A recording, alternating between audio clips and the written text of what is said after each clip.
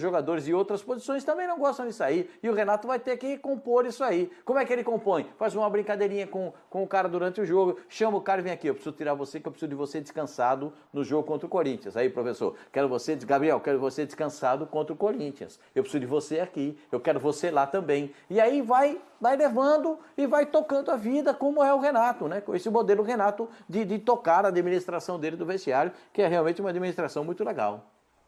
Ô, William, Pode falar, Pedro.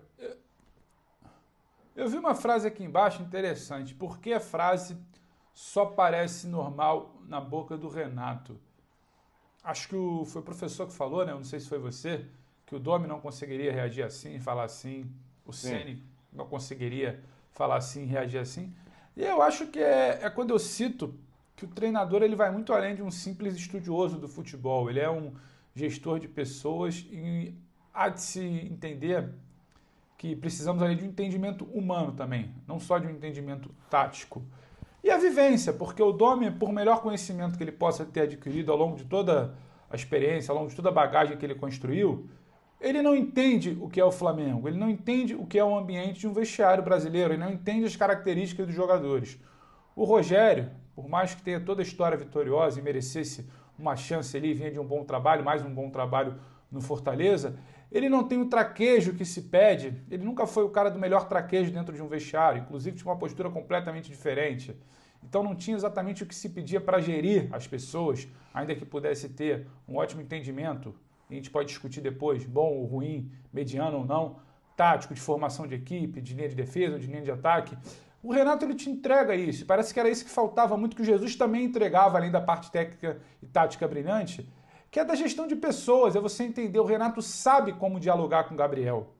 Talvez faltasse isso a um Domi que não era cria ali daquela terra, não entendesse o ambiente de um Flamengo, ou talvez o Ceni que não entendesse também um traquejo do próprio Rio de Janeiro, de um Flamengo, talvez pudesse lidar melhor essa no futuro, no vestiário de um São Paulo, onde pode ter um outro tipo de peso. Então acho que a pessoa Renato Gaúcho, que já foi como o Gabriel, sabe o que representa um vestiário, já teve que escutar isso muitas vezes, já teve que lidar com muitos jogadores assim em outros trabalhos, acho que isso diz também porque é tão importante o lado humano.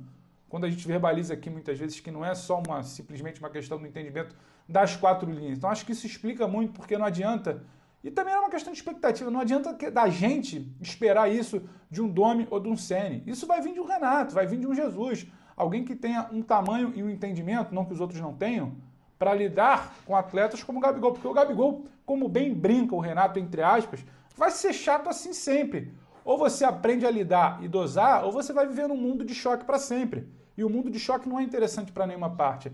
Então acho que não adiantava esperar muito isso do Domi e do Ceni, porque não é característica. Mas do Renato, sim. Ele está ali, inclusive, também para isso. Sim.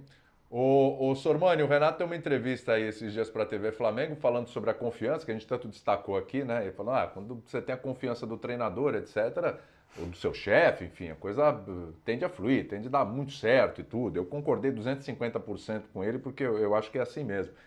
E eu fico imaginando um cara com esse potencial, essa capacidade do Gabigol, finalmente poder encontrar, não é reencontrar, porque não é o Jesus que voltou, é o Renato, mas talvez reencontrar alguém com essa característica, porque com o Ceni e com o Domi, o Gabigol não foi mal, longe disso. O Gabigol pega os números do Gabigol, pega A bola para o Corinthians. Então tem um cenário diferente de jogo, entendeu? Não é o ABC no Maracanã. Existe uma possibilidade de uma vitória, um Flamengo que hoje, cada vez mais quer 4, quer 5, quer 6, não quer parar de jogar? Existe, é claro. Ela está aí, não seria uma grande surpresa. Agora eu acho que tem jogo, e é um Corinthians do outro lado. Eu acho que quanto mais se fala, estou muito com o Celso nessa linha. Tem gente do outro lado alerta, tem gente do outro lado observando, que são 21 gols em 5 jogos, que são tantas goleadas. Então acho que assim, não é tão fácil quanto se parece, não é essa ciência exata, a tal das planilhas que o professor falou. Opa, time tal vem numa toada tal, time tal vem em outra toada. Então vamos cruzar aqui para ver qual é o resultado. O futebol justamente se caracteriza e é apaixonante por não ser assim. O Sormani, Pedro, Pascoal, professor, o Cássio, ele falou com a TV Corinthians. Vamos dar uma olhadinha aí? Olha só o trecho que a gente pegou aí do Cássio nesse papo, Cássio que estava naquele 5-1 lá do ano passado. A gente não pode se apegar a coisas negativas. Foi muito negativo perder daquela maneira. A gente tem que evoluir, melhorar com as derrotas, corrigir os erros, mas não pode se apegar. No histórico, já houve goleadas para os dois lados. Vamos enfrentar uma grande equipe que joga junta há 3 anos. E aí ele ainda completou, né? Um trecho aí que eu quero até repercutir com vocês, o Pascoal já fez uma análise disso. O Flamengo vem em um momento bom e nós precisamos ser mais regulares na nossa casa. Aí, ó. Se não tivéssemos perdido tantos pontos em casa, poderíamos estar numa posição de Libertadores. É verdade, gente. Olha a tabela lá e vê que ele não está errado, não. Será um jogo difícil, mas temos que nos impor. E com todo respeito ao Flamengo, vamos buscar essa vitória. Então, assim, professor, o Pascoal até fez uma leitura disso. Tem que ser otimista. O cara não pode entrar pensando em perder. Eu acho que o otimismo é legal, mas eu acho que o Corinthians tem que jogar o que não jogou nesse campeonato ainda. Chegou o dia do Corinthians jogar o que o Corinthians não jogou até agora. E é contra o Flamengo. Para estabelecer uma questão mínima, uma questão mínima, né? Você conseguisse chegar perto, tem que jogar o que não jogou até hoje no Campeonato Brasileiro. Não tem um jogo referência? Não tem um jogo referência nesses 13 jogos do Corinthians? Que você olha e fala, sabe, tem alguma coisinha ali que se for por esse caminho pode ser. Não tem uma, não tem nada que passe perto do que ele tem que jogar contra o Flamengo? Talvez o comportamento defensivo no jogo contra o Palmeiras, mas eu não sei se é o suficiente. Eu acho que vai ter que jogar mais do que jogou no Campeonato Brasileiro, em todo o Campeonato Brasileiro, nos 13 jogos. Se jogar o que vem jogando regularmente, não vai dar. Isso tem que estar muito claro para o torcedor do Corinthians. O que está jogando hoje não dá para o Corinthians jogar de mano, enxergando olho no olho o time do Flamengo. Não dá. O Corinthians, para jogar, estabelecer um padrão diferente, tem que jogar a melhor partida dele no Campeonato Brasileiro. E é muito difícil. Quando tentou fazer isso que o Pascoal falou aí, o olho no olho com o Mancini, levou de 4-1 no ano passado, né? Aliás, o Cássio falou de goleadas, o Cássio já esteve presente em muitas goleadas do Corinthians sobre o Flamengo, inclusive no Rio. Era um período que o Corinthians ganhava bem do Flamengo. Mas eu estava vendo aqui, hoje o retrospecto é 57-53 para o Flamengo.